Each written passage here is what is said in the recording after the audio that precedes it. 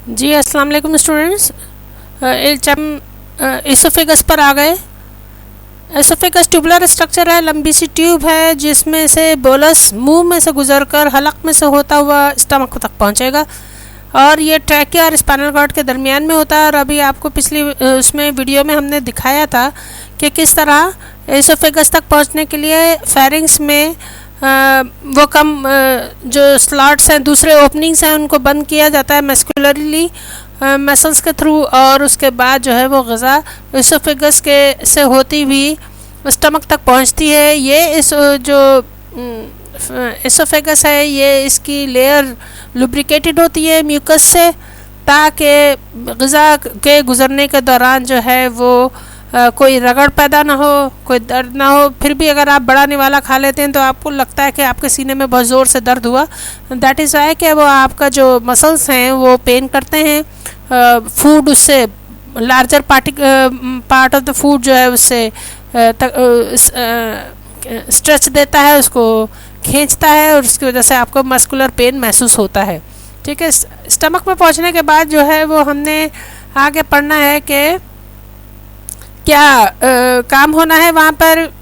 Oesophagus का कोई काम नहीं है सिवाय इसके कि नरमी के साथ, आसानी के साथ ग़िज़ा जो है वो आपके स्टमक में पहुँच जाए। ठीक है, अब स्टमक जो एक जे शेप मस्कुलर बैग है, सैक है, पाउच है, इसमें जो है जब ग़िज़ा एंटर होती है तो इसके पहले हम देख लें कि 4 रीजन्स हैं।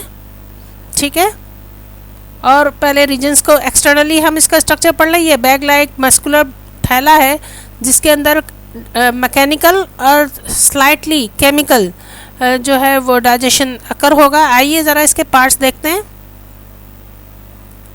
जी, पहले आप याद कीजिए मेरे साथ, जो एसोफेगस से अटैच्ड बिल्कुल करीबी हिस्सा होगा दैट इज़ कॉल्ड कार्डिया। इसी के अपोजिट लेफ्ट साइड पर जो एरिया होगा दैट इज़ कॉल्ड फंडस। जो कर्व्ड बाकी पूरी बॉडी है दैट इज़ कॉल्ड बॉडी और कार्पस। ठीक है, कार्पस CORPUS। और स्मॉल इंटेस्टाइन जहाँ से स्टार्ट होगी ये वाला जो एंड कहलाएगा ये पायलोरस। ठीक है, कार्डिया, फंडस, कॉर्पस, पायलोरस, 4 ये एक्सटर्नली आपको रीजन्स नज़र आते हैं। आइए मज़ीद देखते हैं। ये देखिए, ये कार्डिया है, कार्डिया, फंडस, बॉडी या कॉर्पस और पायलोरस। ठीक है, ये पिंक से आपको इंडिकेट किए गए रीजन्स। अब देखें, एसोफेगस से अटैच्ड कार्डिया, इसके लेफ्ट में जो ये हिस्सा है फंडस का, ये बड़ा इम्पॉर्टेंट है। इसके अंदर जो मसल्स हैं वो एक्सटेंड होते हैं। अभी आपको जब इसकी वीडियो दिखाएंगे तो आपको समझ में आएगा जब ग़िज़ा एंटर होती है तो किस तरह होता है। फिर उसके बाद बॉडी का 70 to 75% पोर्शन है, और उसके बाद पायलोरस है जहाँ पर बिल्कुल नरम ग़िज़ा आएगी। अब स्टमक क्या करता है, जब ग़िज़ा एंटर होती है तो वो उसको जो अंदर आई वो बोलस कहलाएगी, और जब वो स्टमक में सेमी लिक्विड फॉर्म में चेंज हो जाएगी तो उसको हम काइम कहते हैं। आइए हम इसको मज़ीद पढ़ते हैं। जनाब, हमने ये स्ट्रक्चर तो देख लिया। ये लेसर कर्वेचर है, ये जो है वो एक्सटर्नल कर्वेचर है। ठीक है, ये सब आपने देख लिया है। अब हमें आपको क्या चीज़ बतानी है कि कार्डियक स्फिंक्टर्स और पायलोरिक स्फिंक्टर्स यहाँ पर मौजूद हैं। एक जो कार्डिया के रीजन में है और एक वो जो पायलोरस के रीजन में है।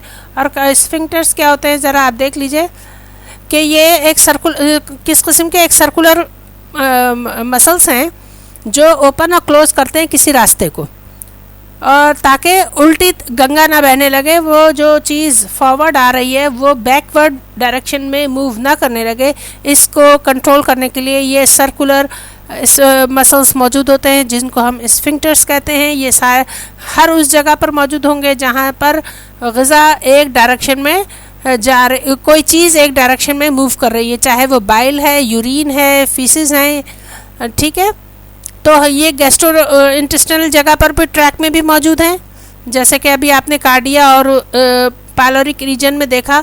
और उसके बाद जो है वो इसके अलावा यूरिनरी ट्रैक में और ब्लड कैपिलरीज में भी ये मौजूद होते हैं, ब्लड वेसल्स में। ठीक है, तो although they are found in gastrointestinal tract, these are also found in urinary tract and blood vessels. ये बात आपको समझ में आ गई। अब आइए कुछ और आपको बताते हैं फंक्शन ऑफ स्टमक। जी, आपका मैदा, ये फिर फूड आई जो कि क्या अब काइम कहलाएगी मैदे में आने के बाद, उससे पहले वो काइल थी, ठीक है। इसको ये अधूरी नरम लिक्विड सेमी लिक्विड ग़िज़ा कहलाएगी अब, जिसको काइम कहा जाता है। और ये पहुंचने के बाद, इस ग़िज़ा के पहुंचने के बाद जनाब सेमी लिक्विड उसको बैग को जो है पाउच को वो मैकेनिकली भी डाइजेस्ट करेगा और केमिकली भी। अब आपको हम थोड़े से रास्ते कुछ जगह बताएं। इसकी वॉल्यूम जो इसकी क्वांटिटी है जितना वो कर सकता, खाली मैदा जो है वो 50 ml का होता है, जबकि इसमें ये अगर फुल हो जाए तो 1.5 लीटर तक इसमें चीज़ें आ सकती हैं।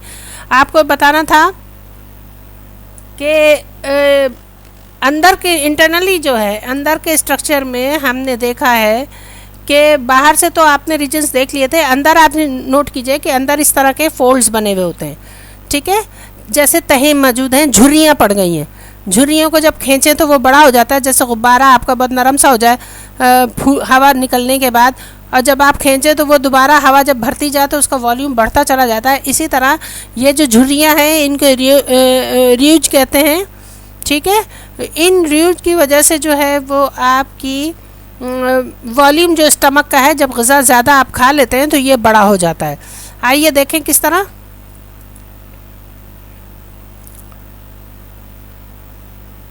स्टमक रीजन आपको बताया था कार्डिया, आपको ये पॉइंट आउट हो रहा है fundus that will be expand during the food, this is body और कॉर्पस, और ये पाइलोरस। समझ में आ रहा है। और इनकी डिफरेंट सिक्रीशंस भी मौजूद होंगी। हर लेयर, अब इस तरह स्टमक की लेयर्स भी 4 किस्म की हैं, म्यूकोसा, सब म्यूकोसा, मस्कुलरिस, एक्सटर्नल और सेरोसा, ठीक है।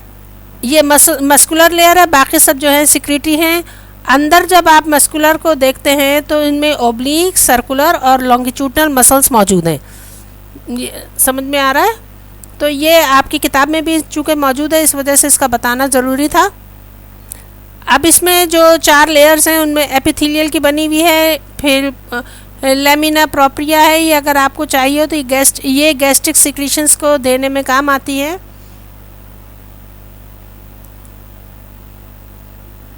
अब आप देखिए म्यूकस सेल्स क्या सिक्रीट कर रहे हैं, एल्कलाइन म्यूकस, जो कि स्टमक को डाइजेशन में मदद करेंगे। मैकेनिज्म शुरू हो जाता है। उसके बाद पैराइटल सेल्स हैं, पैराइटल सेल्स सिक्रीट करते हैं HCl, हाइड्रोक्लोरिक एसिड और इंट्रिंसिक फैक्टर्स, यानी कि ब्रेकअप होगा फूड का, प्रोटीन को डीनेचर किया जाएगा, बैक्टीरिया को मारा जाएगा, पेप्सिनोजिन जो है वो पेप्सिन को एक्टिव शक्ल में लाएंगे, पेप्सिनोजिन में चेंज कर देंगे। ये सब HCl के काम है, ठीक है। चीज सेल जो है प्रोड्यूस करते हैं पेप्सिनोजिन, जिसको HCl जो है वो पेप्सिन में चेंज कर देता है। इनएक्टिव फॉर्म जो है वो पेप्सिनोजिन, ठीक है। जबकि इन्फेंट्स में, जो मासूम जो छोटे बच्चे होते हैं, उनमें जो है ये गैस्ट्रिक लाइपेज में चेंज होते हैं। और इसके अलावा गैस्ट्रोइंटेस्टिनल ट्रैक से कुछ हार्मोन्स भी सिक्रीट होते हैं जो स्टमक और उनके फंक्शंस को चेंज करने में उसमें मदद करते हैं, ठीक है। ये अगर आपको पढ़ना हो तो आपके पास ये टेक्स्ट मौजूद है, आप इसको पढ़ सकते हैं।